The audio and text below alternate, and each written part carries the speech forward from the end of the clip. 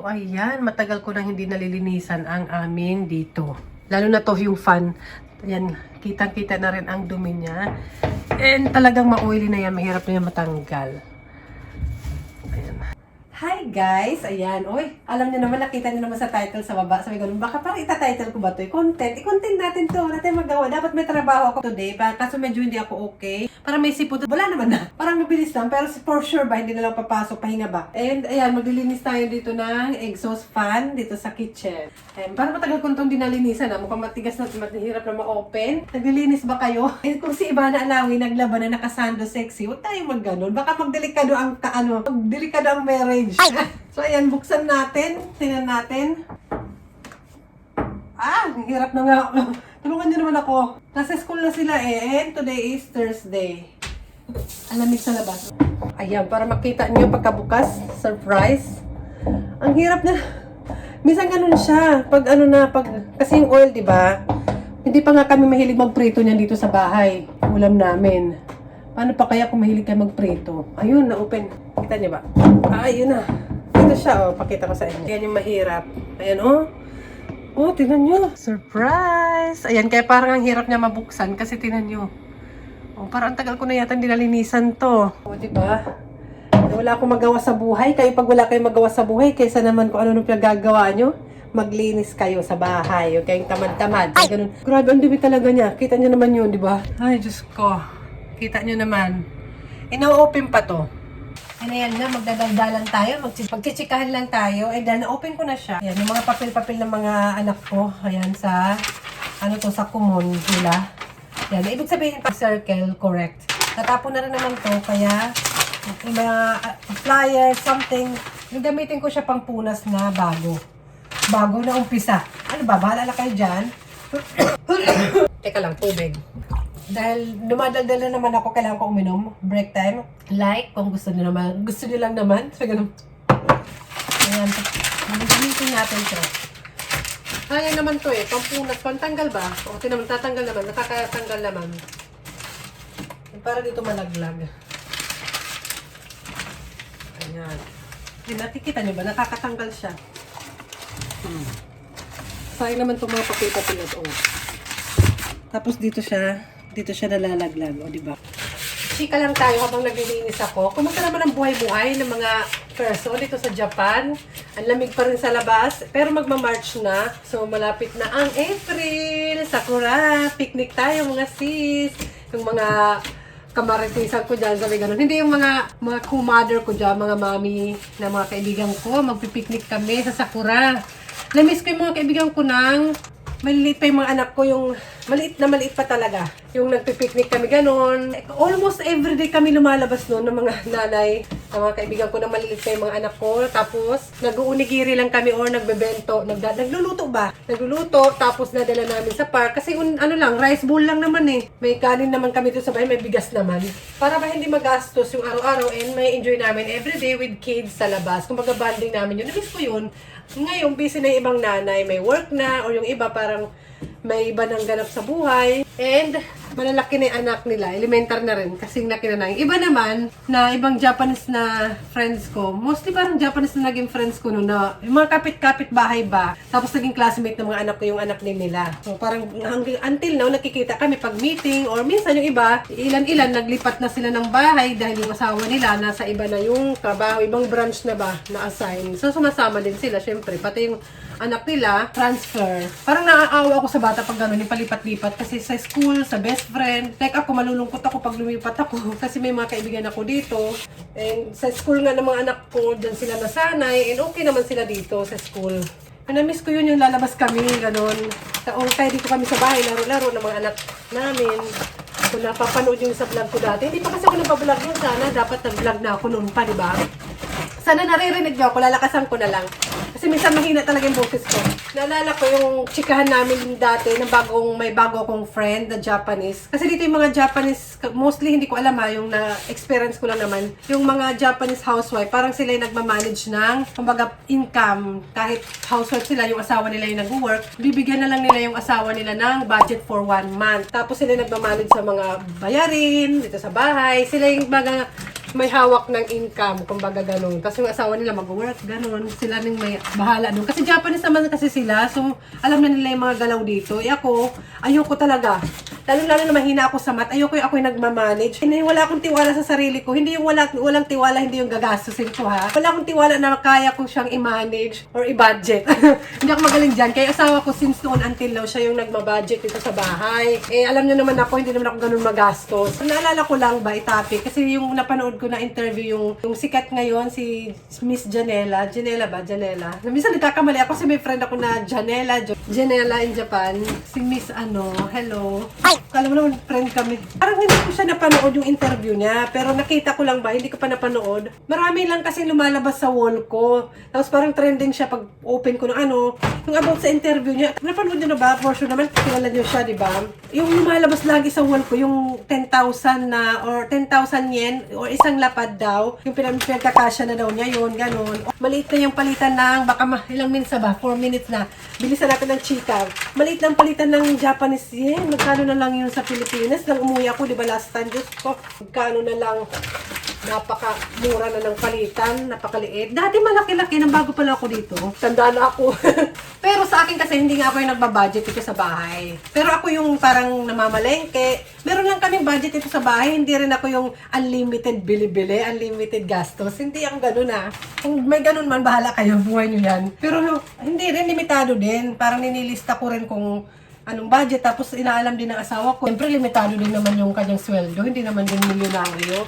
Siyempre, babudgetin talaga, di ba? As ako, dahil siya lang naman yung may income talaga na regular, kumbaga siya lang yung source of income namin na regular, siya yung nababayad ng bills dito, parang ilalagay ko rin yung sarili ko sa asawa ko, kaya hindi rin ako yung parang automatically na gastos ng gastos. At saka hindi rin naman kasi ganun yung personality ko. Kahit ng bata pa ako, hindi talaga ako ganun na magastos. Kung pwedeng gawa ng paraan, ginagawa ng paraan, kumbaga. Diskartehan ba? Didiskartehan.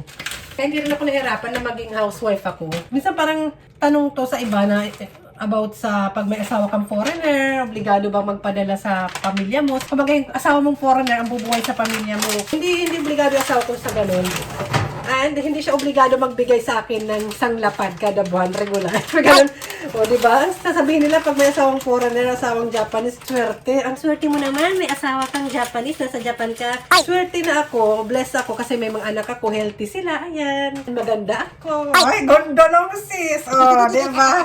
Hindi, I mean healthy, ganun. And okay naman kami ng asawa ko, yun ang gusto ko. Kahit hindi pa niya ako bigyan ng isang lapad, hindi ito mababayaran. Hindi ito pang isang lapad yung beauty ko. Ay, ewan ko, dati nga hindi ko alam kung ano ibig sabihin ng isang lapad. Kasi actually, matagal-tagal na rin ako sa Japan. Kahit yung iba kong kakilala or nakikilala, pag nagtatanong sila, ilang taon ka na sa Japan? Pag sasagutin ko, sabihin nila, oh talaga, ang tagal mo na dito. Pero hindi ko feel yan kasi naging focus ako sa mga anak ko ng ilang taon. Hindi tayo matatapos nito. Ito yung gamit ko rin, yung lumang Scotch Brite, para pang oo, sabihin natin na ilang taon na rin ako. Huwag nyo i-focus ha, kayo ha.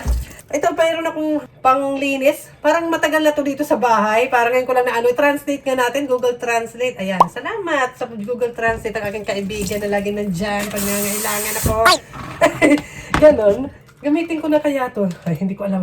Baka yung topic natin mag-iba-iba to ha, kasi chika-chika lang habang naglilinis. Yun nga, actually hindi ako makapag doon sa sinabing isang lapad kasi nga dati hindi ko alam yan.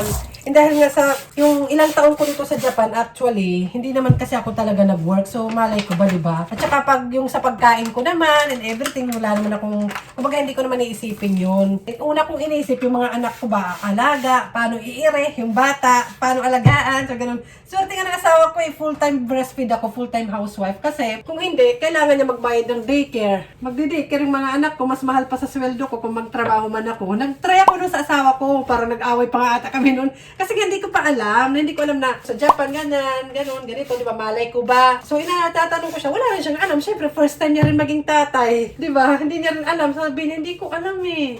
Sabi ko, paano yun? Pag gusto kong something na magpahinga, mag-alaga sa mga bata, lalo na magkasunod yung anak ko, alam nyo naman. Para sila magkambal. So, breastfeed full-time housewife. Proud ako doon. Kahit wala akong isang lapad.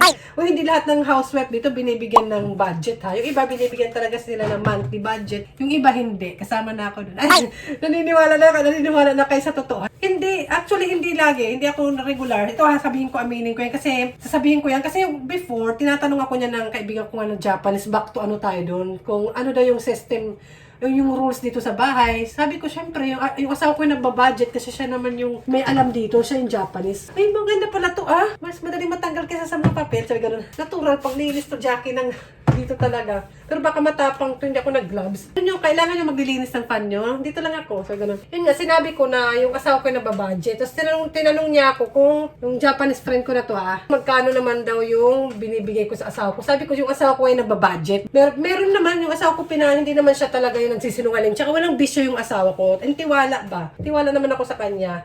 And talagang budget lang din yung pera ng asawa ko sa 1 month niya. Hindi ko lang sasabihin kung magkano. Pero budget lang din natin. Wala siyang bisyo. Hindi siya mahilig uminom sa labas. Yung ganun. Sigarilyo, wala. Uwi siya. Mas enjoy niya uminom dito kasama ako na bahay kaysa sa labas. Siyempre, minsan lalabas siya with friend. Yung mga friend niya, hindi niya ka-work. Yung mga friend ng asawa ko, yung makababata niya. And na-meet ko na rin. So, ayun, minsan lumalabas naman siya. Pero limited lang din yung budget na sa isang buwan niya. Hindi yung talagang todo gastos din siya, no? Lalo na, malalaki na yung mga anak namin. Nakita niya rin talaga na magastos din pala talaga yung mga hinihingal ako na may pamilya. Ang hirap pala mag-chikahan habang naglilinis. And, effective to. Bilhin nyo na to. Sponsor sa akin to. Matagal na to. Live pala tayo. Live na naman Lagi nagla-live Sana mag-live na lang ako para din ako mag-edit. Ganun parang na-edit ko pa rin pag mag-live ako.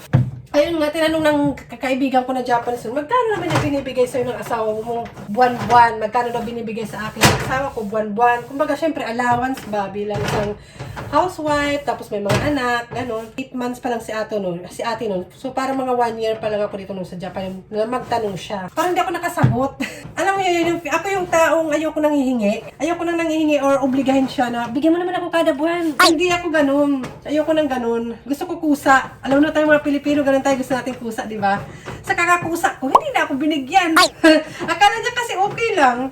Kailangan talaga ng communication sa mag-asawa, lalo mag-asawa na kayo. Siyempre, hindi naman niya alam yung first time niya. Ako lang naman yung napangasawa niya, hindi niya naman alam yung sistema. Pero siyempre, common sense na ba yun? Pero siyempre, baka din inisip ng asawa ko na baka ma-offend ako. So, yun, hindi ko siya inubliga sa kahit na ano. At saka alam niyo yun, yung sarili ko, na-focus dun sa mga, pinupunasan ko to. Para makita niyo. Yung sarili ko ba, na-focus dun sa mga anak ko. Kasi dalawa nga sila na, naging dalawa. Kumbaga nanganak, ay nabuntis, nanganak, nag-alaga, nabuntis, nanganak, nag-alaga. Tapos ilang taon yun. So parang feeling ko ngayon, kahit ilang taon na ako dito sa Japan, sabi natin mga 10 years, feeling ko parang 3 years pa lang ako dito. Kasi nang mag-aral na yung mga anak ko, doon na ako yung parang nakakalabas-labas. Ayan, nakuwiti. Kasi naalala ko ba na, ay, doon na ako labas-labas. Magkakapi sa labas mag-isa. May enjoy ko na kumain sa labas nang walang nag-breastfeed. Yun nga, yung tanong sa akin ng kaibigan ko na, matagal na yun parang let's say mga 8 years ago, 9 years ago na yun. Tapos siya daw, yung binibigay niya sa asawa niya, parang nasa 2 lapad, 1 buwan. Bahala na daw yung asawa niya kung anong gawin doon. Kumain sa labas with friend, bahala na daw, basta 2 lapad lang talaga daw. Minsan ginagawa niya ng bento. Sabi niya, pero pinapabayad niya ng 500 yen, sabi niya sa akin. Siyempre gusto niya rin, alam niyo, bilang isang housewife, siyempre gusto mo rin naman malaman, di ba, yung paano kayo dyan, paano yung sistema niyo as family dyan sa inyo. Ay, maganda talaga to. Ang bilis na makatanggal, promise. Mag-endorse. Endorse natin yan, pakita natin. Endorsean nyo na lang ako ng pampalinis, wag na yung pampaganda kasi maganda na ako. Talaga naman, parang wala nang pambili. 2 lapad yung asawa niya, yung kay nagtatrabaho niya, yun yung may income. 2 lapad yung budget ng asawa niya sa 1 buwan, yung bahala na siya kung anong gawin niya doon. Pero siyempre yung bills, yung pagkain, sa bahay naman na yun. Tapos yun, siyempre yung Japanese lalaki, balay mo, may mga bisyo-bisyo, nagsisigarilyo, may inom, ganun. Yun. Basta yun na yun. Yun lang naman yun. Hindi ko na alam kung magkano na ngayon. Kasi nagmamahal lang naman yung bilihin, hindi naman yung sweldo, di ba? May inflation dyan, pag may time. May ganun. Kaya sa akin, yung 1 lapad na sinasabi dun sa interview nga, medyo possible naman talaga yun. Siyempre, pag wala ka ng choice, ano pa bang gagawin mo? Magmumukmuk? Posible yun. Kasi kung para lang sa pagkain din naman, and mag-isa ka lang. Pero kung for family, may mga anak, hindi yun kasya, be. Yun, kasi nga may mga nagsasabi na imposible daw 1 lapad. Parang may mga comment na gano'n, na imposible. Hindi imposible kung ikaw mismo nakaranas noon. Kung libre naman na yung bahay and yung tinitirahan niya, kumbaga hindi na niya problema yun, tapos yung mga bills, pagkain lang talaga. Maraming mga sale sa supermarket paggabi. May mga seasonal na mga isda, gulay. Pwede kang bumili ng 50% off na mga manok for adobo. Minsan ginagawa ko yan dito sa bahay. Nagluluto na ako ng maramihan kasi ako lang naman mag-isa nagda-lunch dito, di ba? 15 minutes na to, sis. Ako lang naman mag-isa mag-isa nagluluto dito sa bahay, ay kumakain pag lunch. So, ang ginagawa ko, pag may nakikita akong gusto ko na gulay or mura, inuluto ko na siya para pagkakauwi ko, pag may trabaho din ako, kakauwi ko, kahit late lunch na, hindi na ba ako na bumili pa sa labas, dito na sa bahay kumain. Kasi alam ko, may pagkain na ako, di ba? And para din makatulong sa asawa ko. Alam nga naman, kain ako ng kain sa labas. Pagbili ng onigiri sa labas, magkano may bigas naman kami dito sa bahay. Kasya talaga siya kung gugustuhin mo. May paraan, kumbaga ganun. Kasi yung iba parang imposible daw. Pag magastos kang tao yan, problema. Ito nga, pwede ka naman magluto ng pang 1 week mo na pagkain, pang baon-baon. Kere naman yun. Or baka naman hindi naman lagi isang lapad lang. Baka naman ilang beses lang nangyari, hindi naman lagi. Huwag naman tayo okay. Yung ibang housewife dito, ayan, may allowance yan sila kada buwan. Comment nyo na kung magkano yung nyo, palakihan kayo dyan. Swerte kung meron kang isang lapad. Yung iba wala. Walang yung mga housewife dito. Siyempre, mga housewife parang nagtatrabaho na. Tingnan nyo. Ito yung iba, nagkukuha sila na maglilinis dito, mahal. Yung mga ganyan. Kuha sila ng professional na maglilinis ng mga ganito. Ako i-hire nyo ako. Ganun. Baka naman maaming kamay ko, be. Linis-linis na siya. Diba? Diba? Salamat at chinika niyo ako. Ano ba? Mamaya, punta tayo sa supermarket. I-insert ko dyan yung mga clip na mga sale. Kahit hindi pa gabi, may mga sale na or mga mura naman. Okay na yan. Huwag natin masyadong galingan. Grabe yung aking sponge. Tinan nyo. Patapon pang... Yung luma na to para matapon na ba? Ano nyo, Yan lang naman. Wala naman akong negative doon na mako-comment. Baka may mabash tayo, sis. Diba, lumalabas ako, nakikita nyo naman ako, magbabike-bike ako, mag-walking-walking. Tapos minsan, nagagawa na lang ako dito sa bahay ng baon ko, rice ball.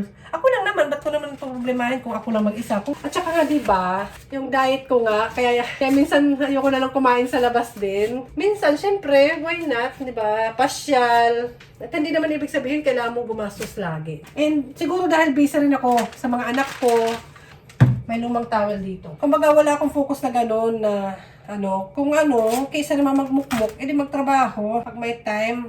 Yung iba naman, pa sila, part-time job pa ng iba, siguro para additional na income. Mahirap din talaga dito sa Japan, di porket nasa Japan ka talaga sosyalin ang buhay mo, be.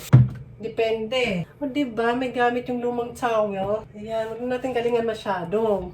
Para may malinis pa tayo sa susunod. May ganun. Yun lang naman. Chika lang tayo. Nasingit lang yun. Kasi parang lagi yung nakikita ko sa social media ko na, balitan natin. Huwag natin galingan. At least malinis na. Diba? Kaya lumang towel yung ginamit ko, yung mga ganito, para patapon na lang. Diba? Linis-linis pag may time. Ano ba yung mga chinika ko sa inyo? Nakalimutan ko na. Busy ako dito. Yung iba nga, di ba, nagtatrabaho sila mag-isa. Parang kumbaga wala silang katuwang sa buhay, tapos may anak pa sila. Paano na sila makakakain? Kahit isang lapad walang matira sa kanila. 24 minutes na ito mga sis. Pag wala nang choice kaya. Alam naman di mo kayanin, mag-stop na lang yung mundo mo. Mabuti nga nagpa-breastfeed ako. Kasi magkano din kung ilang taon na bili-bili ka ng gatas, di ba? Talagang kailangan mong magtrabaho. Pagkano din ang gatas, Buti yung daya, pero buti nga hindi ako nag-DIY. So, nasa ako, di ba? Ang gatas, kung kukwentahin mo ilang taon na padede ng 2 bata magkakasunod. Ilan ba yan? Pero kasi marami din ako supply. Tsaka dito sa Japan, talagang inaano nila yung mga nanay na magpa-breastfeed, pinupush talaga nila. Nasa sa'yo na lang ba, choice mo na yun kung i-continue mo or ano. Pero ako okay sa akin yung wala akong pinagsisiyan. At least, diba, naibigay ko yun sa anak ko. Kasi ngayon, sino ba magbe-breastfeed, sis? Sino na? Huwag kayong dyan. Meron pa pala yung sa fan, tinatakip. Ano pa ba, jacket? Ang hirap na tagal ng parang oil. Kailangan niya na mainit siya. Mabuti na lang talaga si Miss Janela, nakayanan niya, walang nangyari sa kanya masama dito. Pero tsaka ngayon, successful na siya, diba? Parang inspirasyon na lang. Inspirasyon ba? Na kahit na gano'n, naging okay naman lahat. Hindi ko naman napanood yung full interview niya. Panoorin ko pa lang. Wait lang. Busy me. Yung content ito, hindi naman para mag-negative. Kumbaga na nandito ako sa Japan, kumbaga na sa akin, naintindihan ko rin yung ganun. Ibig sabihin, may mabuti rin siyang puso kasi inisip niya yung pamilya niya, diba? Kaya pinagpala din siya, diba? Kanya-kanya lang yan, sa buhay. Kasi unang-una, wala pa naman din siyang anak, kaya okay din. Importante, inspirasyon siya kasi, ayan, diba? Kahit ano man yan, naging successful siya, diba? Ganon. Gawin natin instruction kung kanyang pagiging maganda. Ang ganda pa naman yun, no? Hala, hindi na pa matanggal. Mamaya na lang, ang dami kong nakikipagmaritisan. Tapos ang dami pa lang. Huwag kayo makipagmaritisan dyan. Maglinis din kayo, no? Dumidikit siya sa kamay ko. Ang hirap niyang matanggal. Yung isa naman okay. Ang hirap niyang matanggal, tinan nyo. Ito okay naman na siya. Parang nag-gray na oil, something. Kaya ito, usually ginagamitan ko ng pinakulo na tubig. Lalagyan ko lang ng ano dyan. Kasi hindi maganda sa lababo yung mainit, di ba? Masyado. Para matanggal yung oil niya. Matanggal yung taba. Yung taba ko. Dapat ako rin buhusan ko yung sarili ko nito. Ayun. And ako naman, like sa akin, kung dati, yung mga dati pa, yung about na sa housewife na, or sa asawa ba, bilang asawa na bibigyan ng allowance monthly ng asawa, hindi ko yung na-focus yung sarili ko doon na kailangan bigyan ako ng asawa ko every month ng allowance or budget. Meron naman, kumbaga pamalengke, yung bills siya naman nagbabayad ng mga bills noon until now, meron naman ganun na. Kumbaga yung para sa akin ba, yung kumbaga para sa akin kung may gusto akong bilhin, sa kanya ko rin naman yung pinabibili kasi ino-order niya rin sa online, Amazon, ganun, kasi may coupon siya, gagamitin niya yun. So sa kanya ko rin sasabi, or pag pauwi siya galing work, sabihin ko sa kanya, bili ka ng ganito, wala na dito sa bahay, ganun. Ganun yung naging setup namin noon dati. At hindi ko yun, parang hindi ko na yun masyadong iniisip. Kumbaga, busy na rin sa mga anak ko, tsaka hindi naman ako ginugutom o ginugulpe o okay naman, okay yung bahay namin. Ano ba bang reklamo ko? May pagkain, bayad yung bills, hindi niya ako inuobliga, something like that, kumbaga ganun. So ano pa ba irereklamo ko, sis? And importante, okay yung mga anak ko, yung kami ng asawa ko, okay kami. Yun ang importante sa akin, yun siguro nasa isip ko. Tsaka yung mga bata, yung maging happy kami ng mga bata everyday kasi dito nga kami sa bahay lang. May ilabas ko sila sa park. Before ako matulog noon dati, lagi kong iniisip nun yung goal ko nun. Or iniisip ko before ipikit yung mata ko na saan ko kayo dadalhin na park yung anak ko, sila ate, ganun. Or ganun, yung laro-laro with friends, yung Japanese friend, ayan, meet up. Kumakain din kami sa labas ng Japanese friends ko, pero hindi rin lagi. Okay na yung once a month, ganun. Tapos yun, hihingi ako sa asawa ko. Ayun, kumakain kami sa labas, ayun. And until now, pinapangatawanan ko yun. Masaya ako doon, and okay ako doon sa ganung setup. Siguro dapat maging vocal lang din sa asawa mo na, uy, bigyan mo naman ako, para pag lalabas-labas naman ako with friend. Ganon. Kulang lang siguro nun sa pagiging, yung pag-usap, vocal. Maging vocal sa asawa, pag-usapan nyo, yung setup, ganon. Siguro na-focus ako dun sa mga anak ko din, kaya ganon. And okay naman sa akin yun. No problem naman nun sa akin until now. And yes, oo naman, binibigyan naman niya ako. Kasi di ba yung paglabas-labas ko, and may naman ako, may racket-racket ako, di ba, freelancer. Okay naman na ako dun. Tsaka hindi nga ako magastos. Kahit siguro bigyan ako ng 1 million ng asawa ko, hindi din ako papayag kasi mga anak namin, kailangan din niya mag-save. And kahit naman din niya ako bigyan, for example, din niya ako binibigyan noon, it pays din naman kasi nga, kunwari, uwi sa Pilipinas, magkano din yung gastos pamasahe. So, diba, nakakapag-travel kami. And ngayon, kumbaga, napag-uusapan namin, or kumbaga, vocal naman yung asawa ko about sa mga gastusin, and sa savings, gano'n. Kung magsisave ba, nakikita naman, pinapakita niya sa akin, na kahit pa paano, yun na nagpapasaya sa akin. Kahit hindi niya ako bigyan ng every month, regular, okay lang. Kasi ang mga anak ko, at meron someday. Nakikita ko naman yun na meron someday. Hindi kawawa ba? Ayun nga, nakakapag-travel din naman kami. Masaya naman ako doon. Isa naman ako, labas-labas, shopping. Di ko rin naman yung bet, kain sa labas. Di ko rin bet. Yun ang swerte ko lang din sa asawa ko na ganun siya, na masipag siya. Parunong siya sa pera, kahit paano, nagsisave siya. Hindi siya yung magastos, maluho, and mabisyo. Yan, mga bisyo-bisyo na yan. Siyempre, asawa, ako, housewife, ganun din naman ako. Minsan, siyempre, kain sa labas, kumbaga, treat yourself ka dyan. Tapos, na pala, puro sa kaka-treat yourself mo dyan, everyday na pala. Minsan, okay, pero yung everyday, wag naman, be. Tapos yung future ng mga anak mo, someday, kawawa. Bahala na nga, balik ko na. Ayan. Ang dami kong chika, di ba? Gusto niyo yun, yung chikahan tayo about sa buhay dito, yung totoo. Kala mo naman eh. Pero syempre, dahil nga sa full-time housewife ako and wala pa talaga ako ganun na experience dito sa Japan, iba-iba naman kasi yung experience. kumbaga ako, napunta ako dito sa Japan for family yung reason ko. Never pa ako nakapunta dito talaga kahit noon. Family talaga, kumbaga yung naging reason ko, kaya nandito ako sa Japan. Parang gusto ko linisan to dito, parang hindi na matapos-tapos ang linis eh. So iba naman kasi, yung iba for work talaga, tapos wala silang katuwang na magtrabaho, kumita, kumbaga ganun. Hala, ang basura. Dami.